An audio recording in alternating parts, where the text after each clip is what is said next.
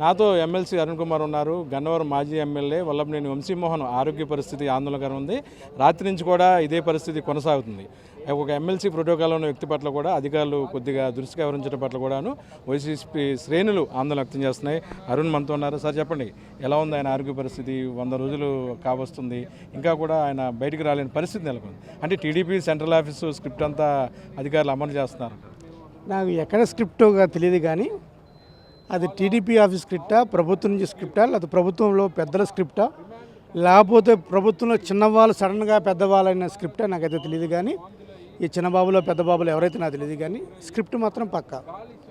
ఆయన స్క్రిప్ట్ ప్రకారమే ఈరోజు ఆయన ఇబ్బంది పెడుతున్నారు. ఈరోజు ఆరోగ్యం బాగోకపోయినా కనీసం అడ్మిషన్స్ కూడా ఆయనకి ఇవ్వకుండా, జాయిన్ చేయకుండా, అరే చిన్న ఖైదీ ఎవరైనా సరే ఒంట్లో బాగోకపోతే అడ్మిషన్ రాస్తారు. అలాంటిదంత విజిబుల్గా వామిటింగ్ చేసుకుంటూ పడిపోతూ శ్రోతప్పుకొని పడిపోయి శ్వాస తీసుకోలేక ఆ సీ క్యాప్ వేసుకొని ఆ సీ క్యాప్లో కూడా ఇబ్బంది పడుతూ ఇన్ని ఇబ్బందులు పడుతున్న వంశీ గారిని కూడా అడ్మిషన్స్కి అలౌ చేయకుండా, ఆయన ఆరోగ్యం ఇంపార్టెంట్ కాదని చెప్పి కేవలం రాజకీయాలే మాకు ఇంపార్టెంట్, రాజకీయాలతోనే మేము నడుస్తాం, మేము సాధించిన కక్ష ఇదంతా ఒకటి కాదు, ఇంకా కక్ష సాధించాలి అనుకోవటం అవివేకము, హేతుబద్ధతం కాదు. మనిషి బతుకుంటేనే కదా కక్ష సాధించేది. మీరు ఇప్పుడు ఏమనుకుంటున్నారు? మనిషిని దుద్దుముట్టించాలి, మనిషిని లేకుండా చేయాలన్న ఉద్దేశంగా మీరు ప్రవర్తిస్తున్నారు. ఇది మంచిది కాదు, ఏ ప్రభుత్వానికైనా మంచిది కాదు. ఈ ప్రభుత్వం కాదు, ఆ ప్రభుత్వం కాదు. ఫస్ట్ ఆఫ్ ఆల్ యాక్చువల్గా కక్ష సాధింపే మంచిది కాదు. కానీ ఈ ప్రభుత్వం తీసుకుంటున్న చర్యలు ఇటువంటి చర్యలు మంచి చర్యలు కాదని చెప్పి తెలియజేస్తాను. ఒక ఎమ్మెల్సీగా, ఒక హాస్పిటల్కి, ఒక జనరల్ హాస్పిటల్గా నా కృష్ణా జిల్లా దాంట్లో వచ్చిన వాడిని కనీసం హాస్పిటల్లోకి వెళ్ళడానికి కానీ లేదా చూడటానికి కూడా పోలీసులు కాస్త దురుసుగా వ్యవహరిస్తున్నారంటే వాళ్ళ మీద ఉన్న ఒత్తిడి ఎంతో మనం అర్థం చేసుకోవచ్చు. వాళ్ళని మనం అంటానికి కూడా లేదు, వాళ్ళ మీద ఉన్న ఒత్తిడి ఏంటి?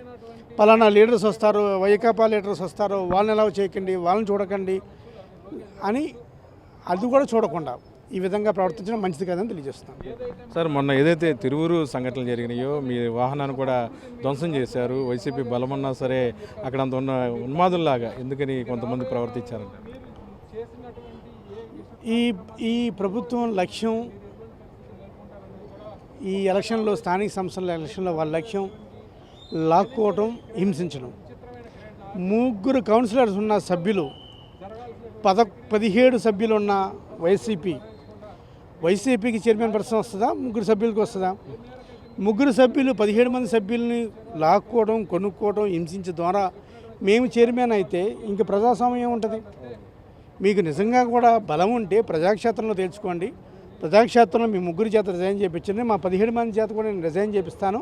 20 మంది ఎలక్షన్కి వెళ్దాం. 20 మంది ఎలక్షన్కి వెళ్తే ఎవరు గెలిస్తే వాళ్ళు తిరువురు మున్సిపాలిటీ గెలుస్తారని చెప్పి నేను అంత చెప్పినంత కూడా మీరు ఆ 3 కాస్త మున్సిపల్ చైర్మన్ అవ్వాలంటే, 3 కాస్త మున్సిపల్ చైర్మన్ అవ్వాలంటే 17 మంది మున్సిపల్ చైర్మన్ కాకుండా ఇంకేం అవ్వాలి? అంటే ఈ రాష్ట్రంలో ఎప్పుడు చూడని విధంగా ఒక ప్రజాప్రతినిధి, ప్రజల చేత ఎన్నుకోబడిన ప్రజాప్రతినిధి నాకు ఓటు వేసే స్వేచ్ఛని, స్వతంత్రాన్ని నాకు ఇవ్వండి మహానుభావు అని చెప్పి ఎలక్షన్ కమిషన్ గోడలు కొట్టి, ఎలక్షన్ కమిషన్ తలుపు కొట్టి, హైకోర్టు తలుపు కొట్టి నేను ఓటేయడానికి నాకు సెక్యూరిటీ కావాలని చెప్పిన దౌర్భాగ్యం ఎప్పుడైనా ఈ రాష్ట్ర చరిత్రలో ఎప్పుడైనా ఉందా? ఆ చరిత్ర ఇప్పుడు ఈ తెలుగుదేశం ప్రభుత్వంలో, ఈ తెలుగుదేశం పాలనలో వచ్చింది. ఒక ప్రజాప్రతినిధులు, 17 ప్రజాప్రతినిధులు మాకు ఓటేయండి, మాకు రక్షణ కల్పించండి, మాకు స్వేచ్ఛ ఇవ్వండి, స్వతంత్రం మహాభావం అని చెప్పి హైకోర్టుని, ఎలక్షన్ కమిషన్ దగ్గరికి వెళ్ళారంటే ఇలా ప్రభుత్వ పనితీరు ఏ విధంగా ఉన్నదని మనం అర్థం చేసుకోవచ్చు. మరి ఇది ఒకటే కాదు, అనేక మున్సిపాలిటీలు, అనేక కార్పొరేషన్లు, విశాఖపట్నం కావచ్చు, తిరుపతి కావచ్చు, లేకపోతే నందిగాం కావచ్చు, అనేక కార్పొరేషన్లు, గుంటూరు కావచ్చు, ఏ విధంగా వాళ్ళు చేజెక్కిస్తున్నారు. నిజంగా కూడా ప్రజాక్షేత్రంలో వీళ్ళకి ప్రజా మద్దతు ఉంటే ప్రజల చేత ఎన్నుకోబడాలి తప్ప ఈ విధంగా ఎన్నుకోవడం మంచిది కాదని చెప్పి తెలియజేస్తాం. ఎంతో మాట్లాడతాకి పెనంలూరు వైసీపీ ఇన్ఛార్జ్ ఉన్నారు. సార్ చెప్పండి, రాత్రి 12 గంటల నుంచి కూడా మీరు కంటిన్యూ వంశీ గారితో ఉన్నారు. అసలు ఏం జరుగుతుంది? ఆరోగ్య పరిస్థితి ఎలా ఉంది ఆయనకి? రాత్రి 11:30 ఆ టైంలో మేము కూడా మీడియాలో చూసి హఠాహుటిన బయలుదేరాం. ఆయనకి అస్వస్థకు గురయ్యారు, ఆరోగ్యం బాగాలేదు, అందుకని వైద్య నిమిత్తం హాస్పిటల్కి తరలిస్తున్నారనేటువంటి సమాచారం మేము మీడియా ద్వారా తెలుసుకుని మా అధ్యక్షులు పేర్నాని గారు, మేము అందరం కూడా హఠాహుటిన పార్టీ శ్రేణులు అందరం కూడా అక్కడికి చేరుకోవడం జరిగింది. మేము దూరం నుంచి గమనించాం, ఎందుకనంటే ఆయన జ్యుడిషియల్ కస్టడీలో ఉన్నారు కాబట్టి ఆయన మమ్మల్ని వ్యక్తిగతంగా కలిసేటువంటి ఆలోచన అవకాశం కలగలేదు మాకు. ఈ రాష్ట్ర ప్రభుత్వం ఒక విచిత్రమైన రాక్షస క్రీడని ఆడుతూ ఉంది. చూస్తూ ఉన్నారు మీరు కూడా ఏ రకంగా అయితే ఆయన హింసిస్తూ ఉన్నారో.